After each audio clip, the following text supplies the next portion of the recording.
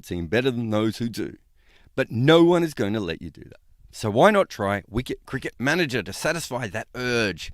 Pick your nation, pick your league, pick your players, and yell at them when they do poorly. You can find it in the links below or by searching for Wicket Cricket Manager in your app store today.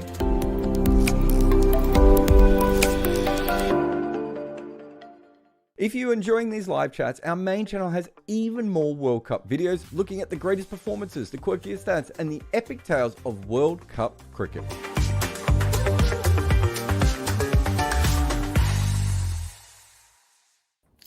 Morning, everyone. Welcome to the Scoreboard. What a day for cricket. In fact, I'm going to start a little bit differently than normal. I think in cricket, sometimes what we do is we try and normalize incredible moments. So, if you say, if you try and talk up Sri Lanka, other people will be like, oh, Sri Lanka's just a normal cricket team. They're kind of forgetting that Sri Lanka hasn't had massive success outside of cricket, that they were a late team, that they were kept out of the game for a very long time. And you could see, I can understand why people would do this. A similar thing with Afghanistan. They're obviously a very talented team. I think we knew that beforehand. You could say they're a talented team. They play a lot of cricket now. They've got T20 players around the world, and they got a better surface for them. They took full advantage of that, and they choked England to get the win. There's nothing wrong with that, and there'll be plenty of analysis on this channel in a few minutes as well. But obviously, when Afghanistan beat England, it is a lot more than that. You were talking about the team who invented the sport, who have been playing it for hundreds and hundreds of years longer than anyone else. And then you're talking about Afghanistan. And if you think about when cricket actually takes off in Afghanistan, it is, it is after when most of the England players were born, right? They are older than cricket in Afghanistan is, for some of those players. It's a remarkable thing for that to happen, and for it to be a country outside the Commonwealth as well. A late developing country, and we know this. We know about the refugee stories and the war stories and the Taliban stories, all these different things about it. But it is important on a day like this, even when we sit down and we say, let's talk about the cricket, let's talk about why this happened and how this happened and everything else. The players should get lots of credit for just being really good professional cricketers. Their second ever World Cup win in a 50-over tournament. I think they have a very good record against teams from the United Kingdom in World Cups compared to everything else. But it is more than just a normal win at a World Cup. And I think it's disingenuous if we even pretend that that is the case, because it is not the case. The good news is that Afghanistan also made this really fun. So, not only did we have a Gurbaz attack at the start, but we also had a Gurbaz getting really angry when he got run out. And, comedy run out's always great. Who's not going to enjoy that? Then you had Ikram Alil, who, I love the fact that Afghanistan just keep him in a closet between all he does is play in World Cups. He basically doesn't play for them at any other time. The way he partnered with the spinners, I remember Mujib making a score in the Big Bash batting at number 11. It might have been like the highest score for a number 11 in T20 cricket at the time, or something, or maybe it was in the Big Bash. It was something ridiculous. Clearly has batting talent. Rashid Khan did a similar thing as well. They end up stretching out what Gurbaz did to such a point at which they have a chance in this game, but they're still playing England. And they haven't scored over 300. In fact, they didn't even bout their overs. And then, you've got their bowlers who just kept taking wickets. And of course, I've been saying this pretty much since 2018, that the only way to beat England is to bowl them out. Or at least give yourself the best chance of beating them is to bowl them out. You have to do that. And they did it with swing. They did it with spin. They did it, by being smart, using the conditions.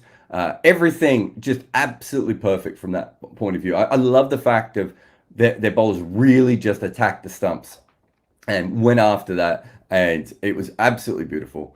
And if you look back, I talked about the overall history of Afghanistan and what this means for cricket, but in 2016, Afghanistan should have beaten England, as someone just reminded me on Twitter, in Delhi. I was there for that game. And I've written a whole episode on Double Century about that game and how Afghanistan completely screwed it up.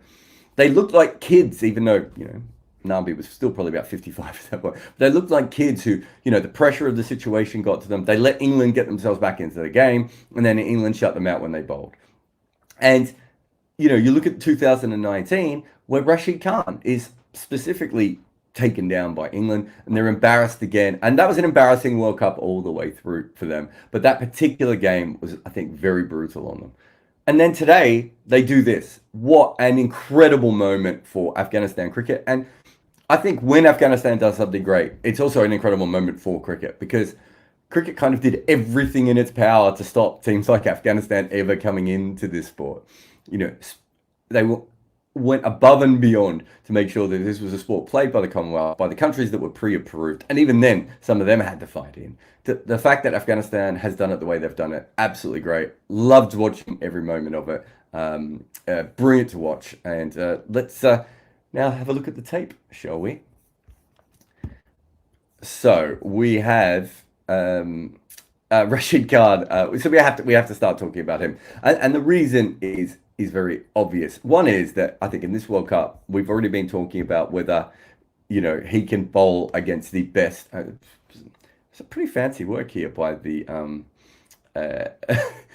by the AI generators on Rashid Khan.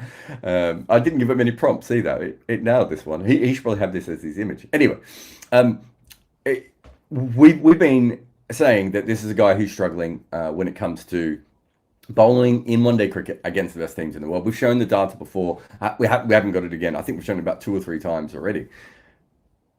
I think he needed this day as much as anyone. And if you remember, I think it was first ball, slightly short, didn't spin, went right into the middle of Brooks' bat. Brooke hit it for a 4. They scored quite a few runs off his first over. And I remember thinking while I was watching this that it was like something had changed, because before you would watch Afghanistan and you were basically almost ready to press simulate innings until Rashid came on, and that was their chance, right? And that's what everyone was saying during the India game, right? Oh, he needs to come on. He needs to come on. And he comes on too late and that game's over. Well, the really interesting thing about Rashid Khan and, what has happened is when he came on in this game, I was actually worried the other way. I was like, I hope he doesn't give their momentum away. That they're really on top at this stage, but just need to slip through a couple more overs here, put some more pressure on England, and England's going to have a bit of trouble against the spin. And Rashid Khan at the start didn't do that, but he fought himself back very well. And I talked about the 2019 World Cup game before. If you don't remember it, this is the game. So this is the game right here. This is the most runs ever given in a World Cup game by a bowler. He bowled 9 overs and they went for 110 runs, so he didn't even bowl out. And just if I could show you here, this is Martin Snedden. Yeah, Martin Snedden, who played in 1983. He bowled 12 overs in that game because it was a 60-over game. I think it was 83, but for New Zealand, and got absolutely hammered by England in that game. So you're talking about when you're talking about actual economy, which I could have put up. It's a ridiculous mark that Rashid Khan has, and no one else has even really come that close to it, bowling the same amount of overs. And that really hurt him. It's all well and good being, the MVP of T20 leagues and, being really respected and paid a lot of money and all these things, but it really, really hurt him that particular game. So shall we fast forward to this game? 2019, his economy rate is 2023. Magnificent comeback from him, considering what happened in the Bangladesh game and the Indian game as well. I thought it was really, really good. His wicket of he's Rashid Khan. His wicket of Liam Livingstone was huge. Also helped burn a review. And that was their last specialist player. But just incredible performance. I think he should be really happy. And we talked all about his bowling and everything. His batting played a part in this as well. The ability to score, to stretch that total out that little bit more. I know he didn't make a great amount of runs, but he batted for a long enough period. It's kind of like an innings eater, right? He batted for a long enough period that allowed them to stretch that out a little bit more. The ball's got a little bit older, and it meant that England had to bowl into the death. And we obviously saw what happened with Mujib and Ikram as well. So, just a great day for him, all things considered, and just it's an incredible artwork, and I like the old like Western wagons behind him. Anyway, pretty happy with that, with the whatever I paid for that that slide was. What about Gurbaz? So let's have a look at him. So in his first 2 games, he scored at less than a run a ball. He had a strike rate of 75 against India, and the same, I think, against Bangladesh. And then today he smashed a 33 ball half century. So if these are the first 2 innings, and look, he made runs in both of those. Got a start in this one, and almost got a 50 in this one. But this does stand out a little bit, right? And I think we know, he has the ability to score this way. We've seen him in other areas. The interesting thing, I think I saw Matt Roller tweet this, was that England looked a little bit more tepid today, and Josh Butler obviously told them to come out and attack and score as quickly as you can and everything else, but they didn't really look like that, England. But Gurbaz did, right? That's how he batted. So I thought it was really, really interesting to see him coming out. I thought had he stayed a little bit longer, and we'll get to why he didn't stay very longer in a moment, but I thought had he stayed a little bit longer, Afghanistan had a real chance of 300 plus.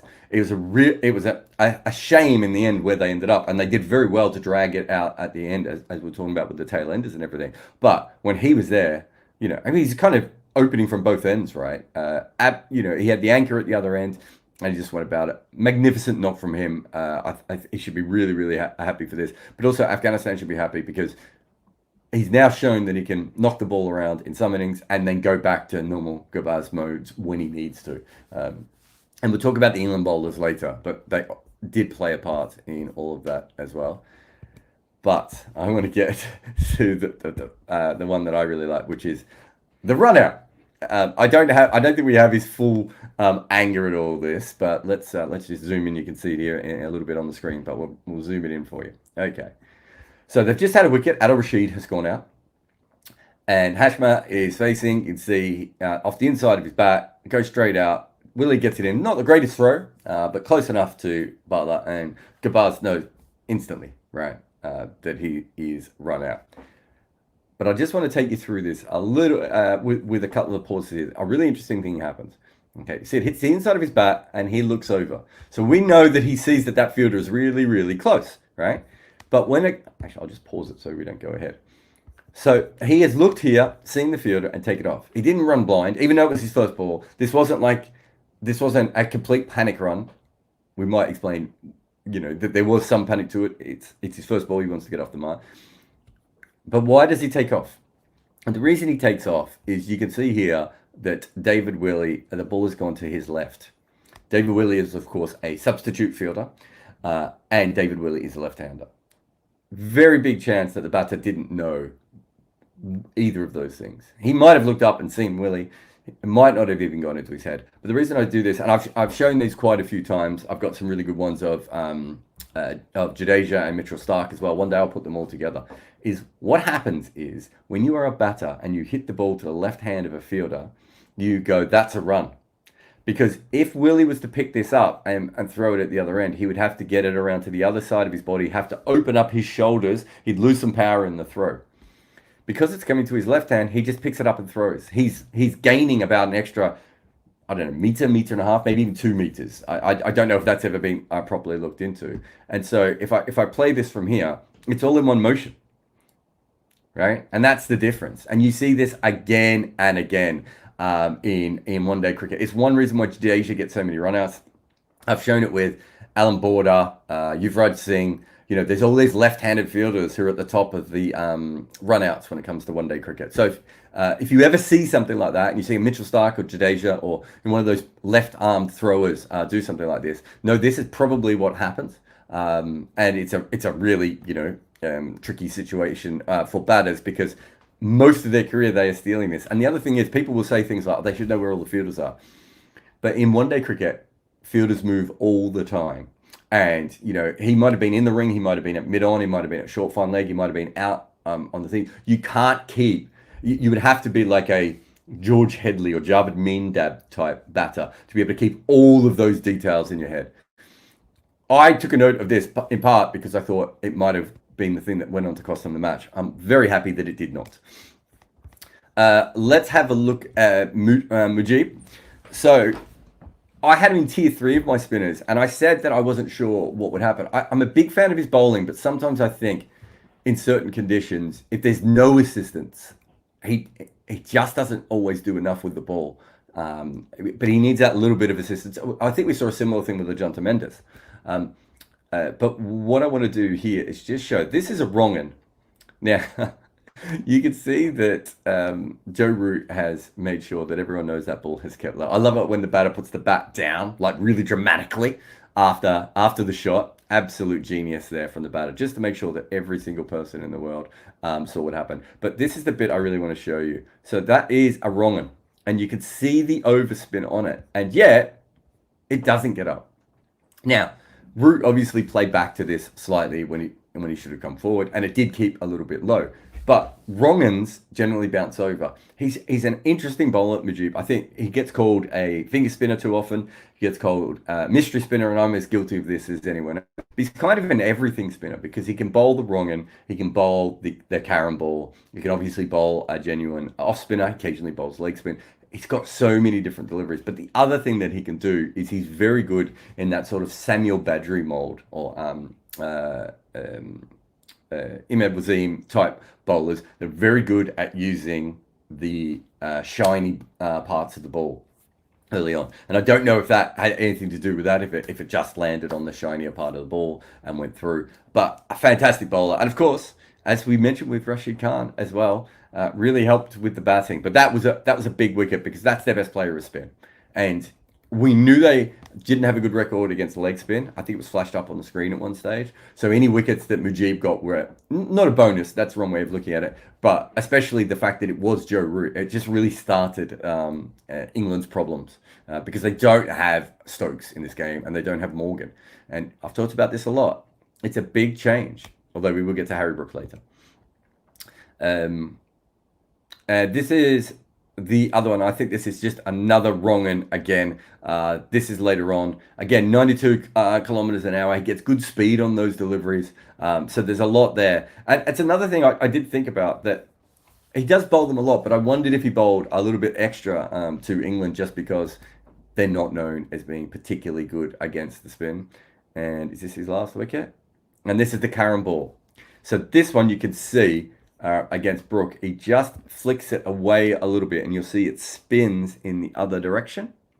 So it's not a lot. He doesn't get as much spin as even Rashid, but certainly as much as someone like Adil Rashid, who really turns it. It's those little variations. So he just needs a little bit of help, and as do those England fans by the look of it. He just needs that little bit of help off the wicket. And once he gets that little bit of help, he can be very, very deadly. And a wicket like this absolutely suited to him. And well played and also well batted. I loved his hitting. We talked about it a little bit before. And let's do the last bit. I could go through the seamers as well. I thought they all bowled well. And I won't show the Butler ball just because it's been shown like a million times. But that was a beautiful delivery as well. But I just want to show Mohammed Nabi a little bit here. So this is like a proper, just like old school hustle off spinning wicket, right? Like, he's just tossed that up and Milan has made a mistake, right? And what I love about his bowling is that he's got incredible, what's the best way of putting it? He's got very part-time energy, right? A friend of mine who is an off spinner contacted me about him and said, when you're facing him, it would look a little bit like you're facing someone like Graham Smith, like a real sort of part-timer. But his skills and his nous and the way he thinks about the game, and let's be honest, he's like a million years old. And very clever cricketer. All that sort of stuff really does play out very, very well for him. But yeah, again, that's just a cheeky little off-spin wicket from him. And then we've got this one as well. So coming around the wicket, a little bit of an edge, gets Curran. Two left-handers. You can't ask for more than this. I've always just been a fan of the fact that he's one of those players who doesn't look as good as he is. And I think that kind of plays into it. In fact, sometimes it looks like he doesn't even, really want to bowl all that much. But absolutely, have a look at this. There's nothing special there. It's just a normal off-spinning delivery. Straightens a little bit of bounce there, and good catch at slip. this is the thing.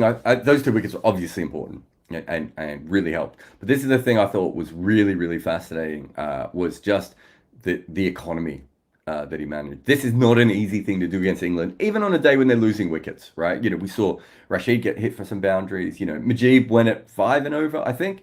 The seamers, every time they made a mistake, England still hit a boundary. They weren't as aggressive as we would expect from them, or as we've seen consistently. But fantastic, I think, from Nabi to have something like this. There's a lot of old guy playing pool, like hustling at pool energy about him. And I really admire that. And also the fact that, as I said, he's got this part-time thing, but he's never like tried to be more like a spinner. He's never looked more like a spinner, or he's not got no Dan Lawrence to his action or anything like that. He's just like, I'm just gonna, come in. It's like slightly quicker moving version of Chris Gale, right? Anyway, big fan. Ikram Alil is next. So I was at the innings he played against the West Indies at Leeds when they were chasing 300 in 2019. Batted beautifully there. In that tournament, he wasn't supposed to be in. He wasn't. I think he was a late replacement, and then they batted him at 9 or 10, I want to say, in some games. And I remember like asking, have you got a specialist wicketkeeper? Like, what's going on here? It's such a random thing to do. And they were like, no, he can bat, but he's quite young. We'll bring him in. We don't know how we go. And then they threw him into number 3, which just tells you how much that World Cup fell apart for them. And he played this beautiful innings. And I was like, oh, I can't wait to see more of this guy. Spoiler alert, but I did not. This is his entire ODI career. He just has not played that much at all. And it's incredible that he's played in 2 World Cups in this time and still just not played that much. So you can see this is the innings against the West Indies. This was earlier in that World Cup. I can't remember. Yeah, no, so they played the series against Ireland, I think, before, that they played a couple of games. So most of this is in the 2019 World Cup, 2023 World Cup. There's not many games between these, right?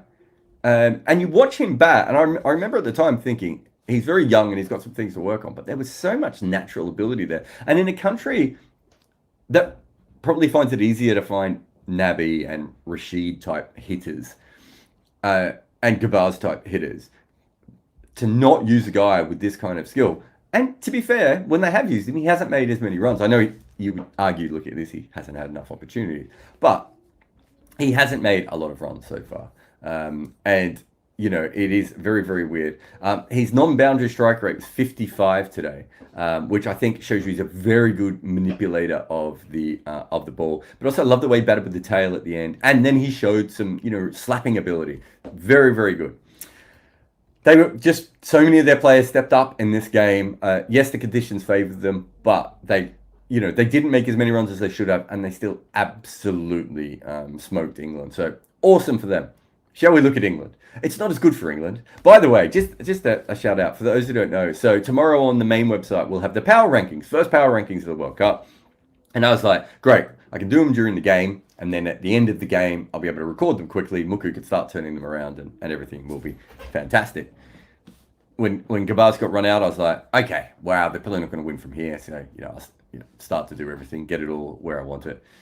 And then they stretched it out a bit at the end. I was like, 280 on this pitch? That's, interesting now. Okay, I'll slow down. Maybe I won't write the England, Afghanistan bit. And then, of course, it gets worse and worse. And once they lost the first 3 wickets, I was like, I'm going to have to stop.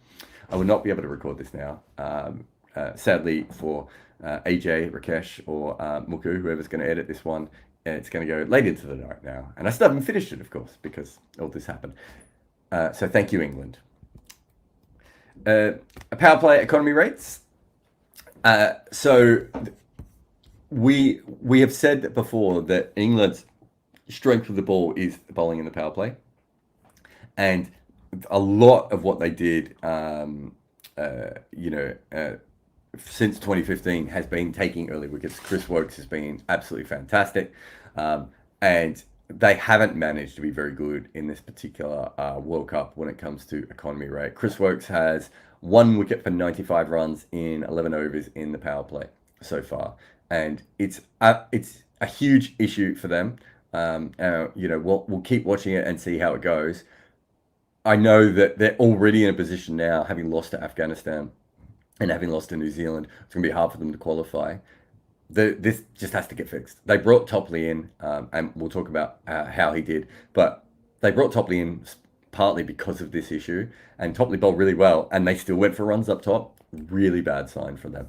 But let's just talk about Topley. This was, oh, here it is. This was today. You could see that Topley and Wood did really, really well. One thing I would say about Wood is he did bowl later. And, by that stage, the field was out. So it wasn't quite the same as what Woakes, Topley, and Curran did. But I thought Topley was really, really good. 21 runs in his first 5 overs. Came back at the death, and he took 1 for 22 in just under 3 overs, but finished the game finished the innings, not the game, sadly, by getting rid of Ikram there. He was fantastic. Wood did his job. Probably didn't get as many wickets, but they would have been expecting, pardon the pun, him to come on when more of the top order was gone. And we saw with Nabi. Nabi's 10,000 years old. He shouldn't be facing Mark Wood anymore, right? And so I thought that was a bit of an issue in that particular way. But yes, so definitely I thought Topley was really, really good in this. And I just want to look at Wood for a moment. So he's being used in the middle in the death overs, so completely trying to replicate Plunkett. Maybe bowling slightly more into the death than they wanted to. I mean, Curran lost it at one stage. It was one of those overs you just thought, this man needs to get out and go for a walk. Pat a dog, feed a cat. I don't know, whatever. Have a cup of tea, whatever people do. But you could see here that Wood is a little bit different from England, and they wanted him to do the Plunkett role. Not brilliant, these figures, but he did pretty well considering they were set players, and he didn't get to bowl to the middle order as much as he was probably thinking. But this has to work for England as well, because as we saw, their power play isn't very good, so they're going to have to get something to work. So hopefully for them that will work. And weirdly today, of course, and this is the point where we started to realize, and certainly Afghanistan did, that oh wait, which one's this one? Is this the run out again? Oh, sorry, that was in the wrong play. This is the point where we realise that another reason England might struggle is, of course, their lack of a second spinner. But Liam Livingstone bowled brilliantly today. You could see he got through the majority of his overs. Woakes and Curran didn't bowl too many overs. Topley didn't bowl out as well, but although probably would have. And Wood didn't bowl out again. I think that was as much to do with how well Livingstone bowled, and this is kind of how they wanted it to work in a perfect world. The issue with this is Livingstone bowls well, but if Livingstone bowls well, the chances are that the opposition for a lot of these teams outside of Australia and probably New Zealand, every other team off the top of my head has 2 good spinners. And so on the days when Livingstone bowls well, it's going to be because the facilities are massively in his favour. That also means they're going to be just as in favour for the opposition. And if Livingstone bowls well and takes a bunch of wickets, that's a big help. But there's a difference between Livingstone bowling those overs and your actual frontline second spinner. But did very, very well there. He definitely deserves some credit for the way that he bowled. I think the 2 spinners, him and Root combined, 14 overs, 2 for 52. They would completely take that. But a couple of times in this game, they would have liked to have Moeen Ali in the side. However, they also needed Reece Topley in the side. So Curran is now perhaps the player that might have to go out so they can make sure that they have Moeen Ali and Topley in the side. It's quite a fall from the player of the tournament in the last T20 World Cup. Can we have some good news on England? I don't know if anyone's asking for this, but we will. Harry Brook. This is his entire 50 over record. His first 50 over game was in 2017. It's not on here actually because it was a game against South Africa A and it was washed out. And so he didn't get to bat. So these are all his innings that he's played. You can see 2018, a few in 2019, and then his next one is in 2023. So yeah, a lot of this is because he had that sort of late blooming element to his career and everything else. But my big concern was whether he could play this kind of innings, and he played it today. I thought he was really clever. Didn't maybe change the direction of the game the way that England would have wanted, but he did the other stuff that you want a number 4 to do, which is put away bad balls, stay out in the middle when everyone else is getting dismissed. I thought it was a really mature ODI knock from a player who's not a very mature ODI player. I mean, look, man's barely played, right? So he's third score over 60, I think it was, maybe fourth score over 50. In 50 over cricket, and so it was really, really good. We saw Nicholas Pooran do similar things in the 2019 World Cup. It's tricky for these guys. It really is. The only advantage I would say is that there are a lot of players now who don't play 50 over cricket, whereas in 2019 that probably wasn't quite the case. So things have changed a little bit since then. And then, I don't know, we gave you some good news about England. Let's just give you a little bit more. Bairstow went out to a left-arm seam today. And let's have a look. Faruqi here. Beautiful ball. Just pitching on leg and straightening. I think it was umpire's call on pitching and on where it went, hitting the stumps and everything in the end. So it's very, very tight. But for those who don't remember, or need to see it again, this is Johnny Bairstow in ODI cricket versus right arm seam and left arm seam. It's probably fair to say he's better against one than the other, but I couldn't possibly make that call for you. Either way, certainly a problem there. But wonderful from Afghanistan. Great game from them. They've got to be absolutely over the moon. I think that game against Bangladesh really should have stuck for them a little bit. That's a bit of a kick in the earlobe, right? Like it's not the kind of game that they were hoping for. And then to come out and beat England, I called them a spoiler team before this World Cup. Well, consider England spoiled. We're going to have an ad break here. After the ad break, any super chats that you've got, I will get to as many of them as I can. But if you want to put normal comments in as well, don't know how long this show will be for a couple of reasons. One, I don't know how many super chats you're going to ask or normal comments that I'm going to need. Two, we have a couple of recordings later tonight. So if you come back later tonight, we'll have Uncovered and we'll also do Footmarks back to back with me and Bayram. So there will be more stuff later on. So, and I've also got to finish the power list where I've now got to work out what the hell to put Afghanistan. I think I know where to put England. I think England are in a worse spot than Australia now, because now you're seeing the power list go through my head, because they lost to a team that they would have penciled in a win against regardless. That means that they have to be even better against the stronger teams, whereas Australia has to beat the majority of the stronger teams, but as long as they're good against the teams that aren't as good, Bangladesh, Netherlands, Afghanistan, and am I missing one?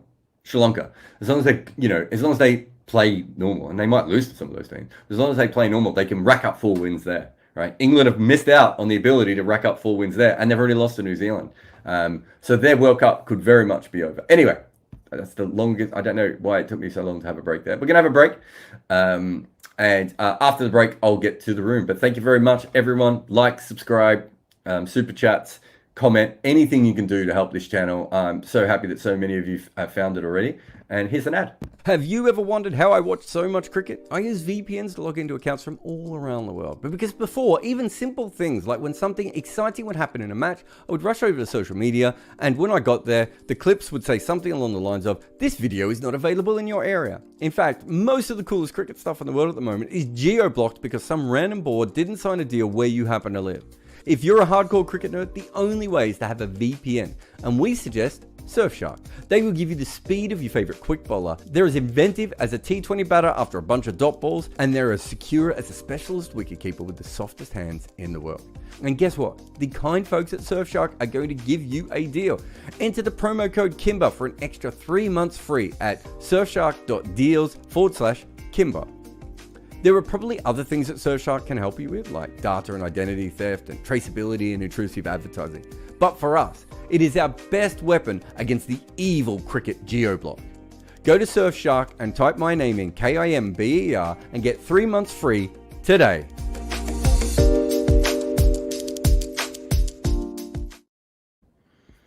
All right, welcome back, and let's see what we've got in the chat. In fact, I want to start with one from someone who clearly...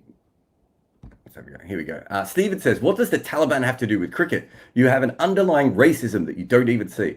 The Taliban actually have quite a bit to do with cricket, Stephen. So it's not... It's a bizarre comment, because I said it so casually because I thought so many people actually knew about this. The Taliban with cricket has this really weird relationship. In different parts of the country, cricket was promoted, and in other parts of the country, it was actually stopped.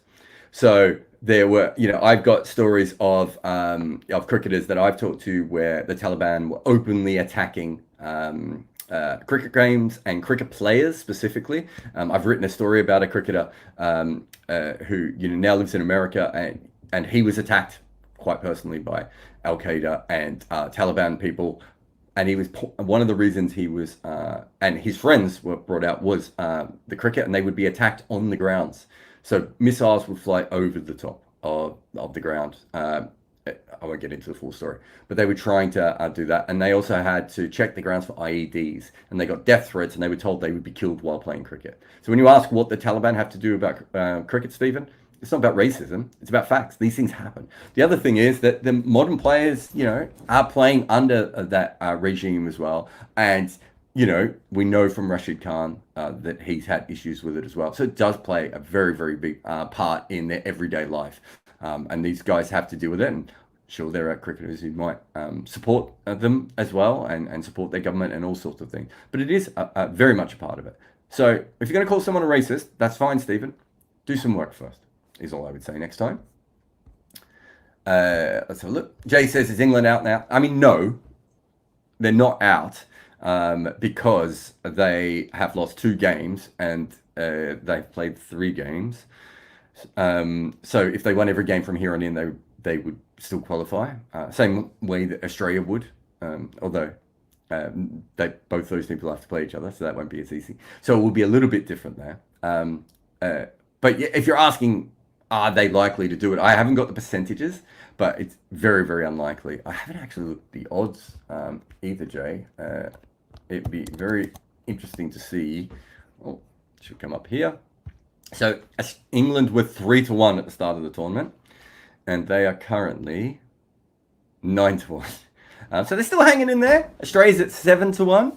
Pakistan's at 10 and 11-1. So interestingly enough, the betting markets are still saying that Australia and England are more likely to win the tournament than Pakistan. Which is very, very interesting, considering they have those. Pakistan have 2 wins, and the others don't. But Pakistan have their wins against some of the slightly easier teams, of course. But very, very interesting one there. That's why it's one reason we look at the odds as well. It really does give you an idea of how things are going. Oh wait, I just realised I hadn't looked at Afghanistan's odds. They're the fun ones here, right? You can now get them as short as 100-1. So about 150-1 looks about the average across the majority of the betting websites. Sukant says, just watched your live. Your realistic scenario turned out very realistic. Do you think England lacked intent? Yes, I can't remember what I said, Sukant, about Afghanistan. But yeah, you know, taking wickets is the most important thing. And a wicket with spin is certainly going to help that team. So those things are really, really important in that. And Gurbaz he's the player that does transform that innings a little bit. And as I've said before, if Afghanistan can get batters like Ikram is a perfect example of, and you know they've got about 2 or 3, maybe even 4 of these guys now who can bat long. That helps them. It maybe turns them into a slightly more attacking bowling version of Bangladesh. Maybe not still quite the batting depth of Bangladesh, but the ability to make scores below par and to be able to do that. Did England lack intent? Brooks seemed content at scoring at a runner ball. I think they were above the rate. Maybe they could have attacked more. It's interesting, looking back on it. They didn't put an implant on this innings at any stage. And if you go back to the Bazball and Test cricket of what we've seen, it's one thing they've been really good at. Even if they fail, they're trying to go down fighting. I would agree with you that they didn't look like they did that. And I think I mentioned it as well. Matt Roller had something quite similar to say. Is it Elias? I think it's Elias. Elias says, England mistake, Moeen Ali, Stokes in, Wokes and Livingston out. Well, Livingston just bowled brilliantly, so, they're definitely not going to drop him. Wokes, surely Curran is more likely to come out, but it's going to have to be one of them, I would think. But Wokes is the better new ball bowler, and probably they trust him more at the death. And yeah, I already said that I think Moeen Ali comes in for one of those guys. And Stokes is just a fitness thing, I would assume, unless I'm wrong on that one. Music says, what can this significant win do for Afghanistan's cricket in the coming years? Them winning an ODI against a top team was long due. Can't be a fluke. No, it's not a fluke. There's nothing flukish. They had the stupid run out out of every. When the reason I did that video on the run out is because I honestly thought that was going to be the defining moment of the game. You had a team doing, not inexperienced, but a weaker side in front in the game. They lose their best player. They lose a lot of momentum. They have to rebuild. They've also lost 2 wickets in 2 balls at that stage. And yeah, I thought that was the moment that would switch everything up, but it wasn't. So no, it wasn't a fluke. Conditions were in their favour. I think that's fair, but that's okay. That's cricket. England still had Adil Rashid and Joe Root and Livingston. That was part of their plan. They knew that. They could have also picked an extra spinner. What does it do for Afghanistan in the long term, though? I have felt for a while that, especially in the big World Cup games, they get themselves into positions and they don't quite believe. It's kind of a sports rated thing, and I hate saying it, but I do feel sometimes that they don't quite believe that they can win. And so there were even times when that was at the 8th wicket partnership between Wood and Rashid, was it? I can't even remember that, or Wokes, whoever it was. But that partnership at the end, you could almost see them start to think that, oh, we might not do this again. They've done it now. And those things do matter, right? I think these players are professional enough, and people like Nabi and Rashid, but there are some younger players in that side as well. But sometimes you just need to see it, right? And hopefully that's what happens. Everything else, I still think they're a spoiler team. What I would like, if Ikram is as good as I think he is, and might be biased because, I've only seen him bat about 4 times, and 2 of those he was magnificent. But if he's as good as I think he is, and some of these other guys are coming along and being very good anchor type players, I think that makes them a much more interesting team going forward if they can continue to do that. But they were poor also. If I showed you originally what I wrote for the power list, I think that Bangladesh game will come back to haunt them and should annoy them, and I hope it does. All Things Cinema Vodka says, is Benny Howell just a quicker version of Mujib, or the other way around, an everything bowler? Benny Howell has more deliveries than Mujib. Mujib has the majority of spin deliveries. It's interesting that Mujib's never bowled a knuckleball. He might, or I should say, doesn't bowl it regularly. He might be able to bowl it, or could still be working on it, because I think that'd be a really handy delivery for him as well. We've seen Sunil Narayan and Sikandar Raza do that. I think all off spinners should bowl a knuckleball. So Benny Howell has a lot more things, but I do think there are some similarities to them. They're basically trying to make sure that they keep the stumps in play all the time, and they're doing subtle variations of different deliveries. you know, if you think of Mujib, he might bowl an off spinner to spin the ball back in, but then he might bowl a wrong one to spin the ball back in. But those two, they do two different things in the air that you wouldn't necessarily always notice when you're playing against them. So I think that is, definitely something that is worth remembering. Thinking about from that point of view. Ditcher says, which Rashid, according to you, was more impressive today? I thought Adil Rashid bowled very well.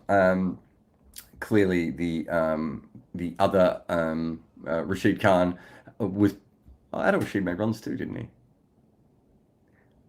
Yeah, I was trying to go through the whole game. It was Rashid in Wood, wasn't it, at the end? Now that I think I said Wokes and Wood before. I thought they both had really good games. Adil Rashid, I thought he would take wickets against Afghanistan. That was before I knew what the wicket was like.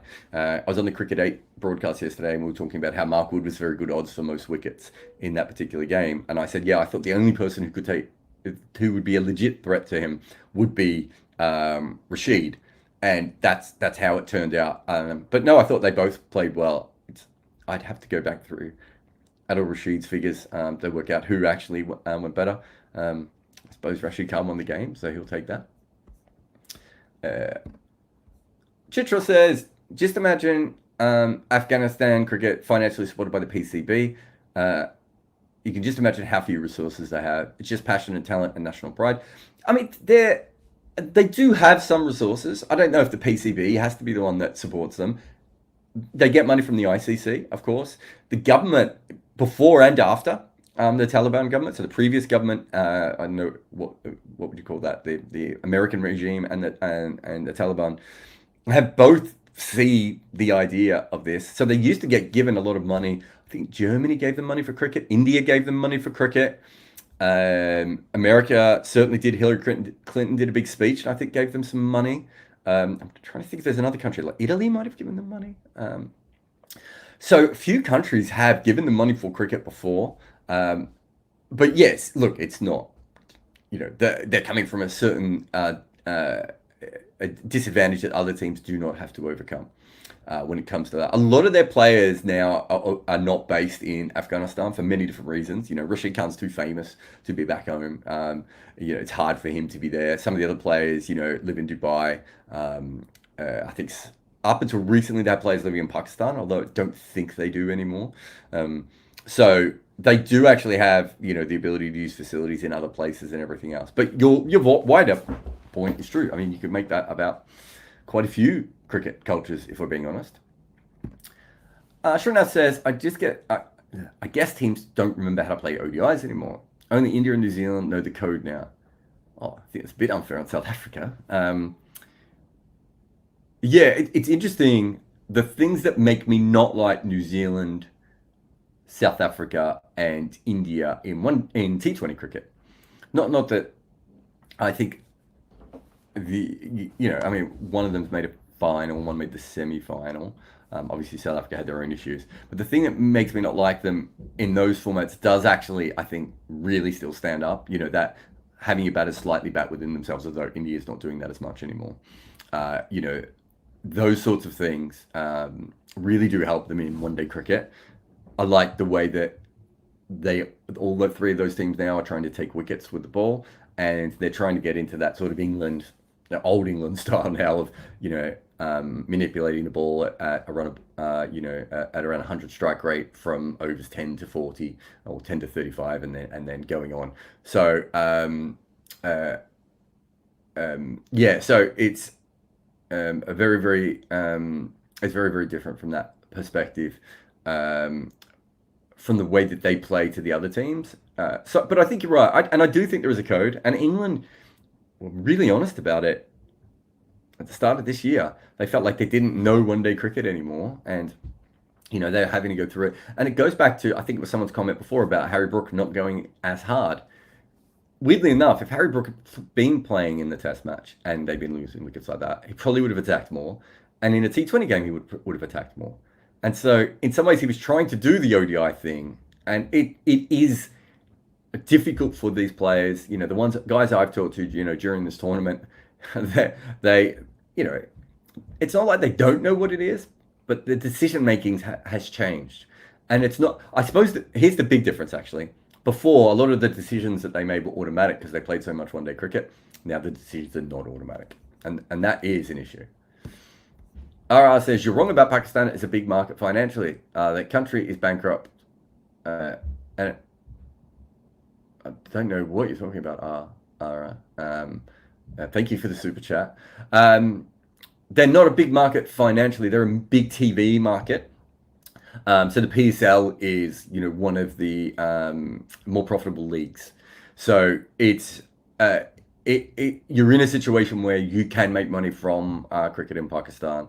But if you're comparing it to South Africa and New Zealand and Sri Lanka and these other countries, then that's when Pakistan is very, very big. The country is bankrupt. The people aren't bankrupt. There's still money in the country, right? There are issues, obviously, but because of the level of passion with cricket and the audience, and also it's one of those things where we see this right across, Asia, of course, or right across the subcontinent, that ability to get more money. So I'm not really sure what your comment's about, but thank you for your money. Jugal says, is Mott doing a bad job? No job from Rashid replacement.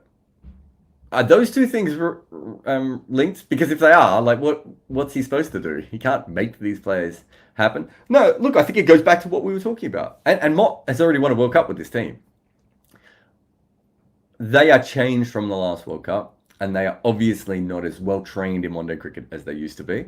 I wonder, without Stokes and Morgan, if they're just as good at knocking spin around as they used to be. And I do think they've changed their plans a little bit, and they thought that Butler, Livingston could all sort of come in and do this job in a World Cup. And look, Butler's still a great player, and he might be able to do that, but I just prefer him as holding him back a little bit further and doing it that way. The bowling is the thing that is probably more of an issue, and that of course makes sense because they're not taking wickets up at the top. Rashid is not as good as he used to be. Liam Plunkett is no longer there, and Jofra is not playing. There's a lot of things that they don't have that they had before, and I do think that changes things quite drastically from that point of view. So it is, and some of that's not about Mott. It's just about who is available and who's coming through. I don't think they have the players that they wanted there. It's why I say this a lot. It's why Chris Jordan keeps hanging around. They haven't had death bowlers for a long time. Jofra would change this team quite a bit. I don't know if that means they're now 2-1 in this particular tournament, but Jofra does change their team quite a lot. He's like a couple of bowlers in one. Thank you for the super chat, Jugat. Sriram says, is this one of the top 5 upsets in ODI World Cup history? Ooh.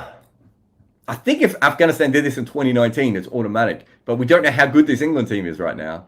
And they don't look particularly good, but still got a lot of good players in it. Is it top 5? Kenya versus West Indies. Zimbabwe versus Australia. Zimbabwe versus England. Sri Lanka versus India at 79. Canada beat someone. Ireland, Pakistan. So there's a lot of really good upsets in World Cup cricket history. I missed some of Kenya's, didn't I? It's Kenya in 2003, not Canada. So yeah, there's at least one more of Kenya's in there as well. Was it Sri Lanka or New Zealand? Sri Lanka, wasn't it? So yeah, there's some really good upsets. I think Afghanistan are just a little bit better than some of those other teams, and a lot more experienced. We're not talking about postmen and insurance brokers, and we're talking about professional cricketers. But that doesn't mean that it's not a big upset. And because England are England and have done everything they've done in white ball cricket, currently, the dual holders of the white ball crown, maybe for another week. So I think it's huge, but I don't know if it goes into the top 5. But it's a great question, and thank you very much for the super chat. Shrinath says, Naveen's spell was good, beat Butler both edges. Yeah, I didn't put it in the thing, only because they showed it on the TV about 53 times, so I figured most people would have already seen it. But he was essentially bowling a bunch of outswingers, and then he bowled the in-swinger. And it wasn't so much that the in-swinger went crazy. It just kind of almost faded in, didn't it? But beautiful bowling, a really good delivery. And Butler I don't think he was ready for the fact that the ball was going to be spinning the other way. So, a bit of an issue there for him. But, really good bowling. But I thought both the seamers bowled well. I think I showed one of them, didn't I? And Andy says, if you put today's India team in a time machine, how did they fare against the 2003 Australian team using equipment from 2003? Well, they'd struggle using equipment from 2003. So it's one of those questions that when you ask it, it is very different. And the conditions were different, but the game was different. But Australia would struggle. If you're asking them to use bats from 2003, that would be very hard because they have not grown up on those bats. So it would be like saying, how great would Novak Djokovic be if he went back and played with a wooden racket? Maybe he'd work it out over time because so many parts of his game are really good, but there are probably some things he wouldn't be able to do. Plus, how would Australia go against a knuckleball when all they'd ever seen is like Adam Hollyoak bowling them a couple of times in the mid-90s? The wobble ball, all these things, right? Like, it would be very, very hard. Generally, if you take a team from 20 years in the future and they went back and played a team in the past, they would win. But if you're asking them to use the same equipment, that is slightly different. Not that bat technology has changed that drastically, but it has changed, yeah. And so it certainly would be a bit of an issue. But if they were using just their normal equipment, I would assume that they would beat the Australian team. And I don't even think just the Indian team. I think a lot of teams would, just because the game's moved on. Right, the form of one-day cricket that Australia played in 2003 would be very out of date now. India would be trying to get wickets, be trying to put pressure on the Australians. They'd be scoring in the middle overs, like your Darren Lehmann overs are going to struggle a little bit more. Darren Lehmann, Andrew Simons as the fifth bowler. Like, do you know what I mean? I'm not saying teams haven't tried that in this World Cup. Yay, New Zealand, but things have changed very, very, and the game has evolved in a way that those players would struggle. It's still a very good team, of course. They would beat teams in this World Cup as well, but yeah, the game has moved on. Vamasab says, "Who do you have as the semi-finals right now?" I mean, right now that game just finished. I haven't even had a look at it because I can tell you what the power rankings were. I think I had India 1. I had basically South Africa and New Zealand joint second. I think other people are much higher in New Zealand than I am, but I have New Zealand 2 and South Africa 3, but I don't think there's anything in it, and I flip-flopped on that a few times. And then at 4 I had England up until they lost their third wicket. And then you've got England, Pakistan, and Australia, and I think I had them in that order. One thing I would say, I wasn't sure what to do with Australia and Pakistan either, because Pakistan beat the teams that they're better than, and then lost to the team that is the best in the competition. That's talking about the extremes. We don't really know where they fit in that. And then you've got the Australian team who've played perhaps 2 of the 3 best teams. So again, they haven't played any of the weaker teams. So I found that really, really weird. And that's exactly the same with probably what you're looking for in your 4th semi-finalist, right? This tournament has completely flipped with this last game. It's interesting that Pakistan's odds haven't shifted as much. In fact, I see, they've come in a little bit. I can see that now. But so they would have gone out last night, and so they've maybe just come back in with what happened with England there. But yeah, it was India with 2-1, England with 3-1, and Australia with 4-1 coming into this tournament. India are now you basically can't bet on them. They're 5-4. South Africa is about 4.5, and 9-2. New Zealand is around 5.5. Australia 7, England 9, Pakistan 10s, and then Afghanistan has come into to the other favourite there. So Afghanistan are now more favourite than Sri Lanka are, and by a distance. So certainly there's been some massive shifts there. So who do you pick of that last team? I don't think we know that much, but I know if I'm Australia and Pakistan, I'm a lot happier now, because at the very least, that spot is easier to attain than it was going to be before. Thank you so much. We got to a bunch of chat questions to start with, and then we got to the super chats at the end. Thank you to everyone for all of your chats, and thank you to the sponsors, of course. Wicked Cricket Manager. If you're not playing Wicked Cricket Manager by now, in fact, I might play some today. I know I can't. I've got all those podcasts. I might play a little bit today. Brilliant game. One of my probably that's the only game I play on my phone anymore. Some NBA Live occasionally, but I mostly just play Wicked Cricket Manager. I think partly because I'm starting to get better at it. Surfshark, of course, you put my name in and get some stuff in there, but also HCL, which I think I have there. Do I have that? Yeah. So here is what's his name? Glenn Maxwell. God, I'm terrible with names. Glenn Maxwell here, so you can see the HCL logo on his shirt. I don't have the same on my shirt, but really happy to have them on board for all your business needs. Also, they're actively recruiting, looking for the most talented people out there as well. And so if you are interested in what they do, go to their website and have a look. They've got more stuff about their sponsorship with Cricket Australia there as well. But big thanks to them for coming on as the sponsors for this World Cup. It just allows us to do so many things.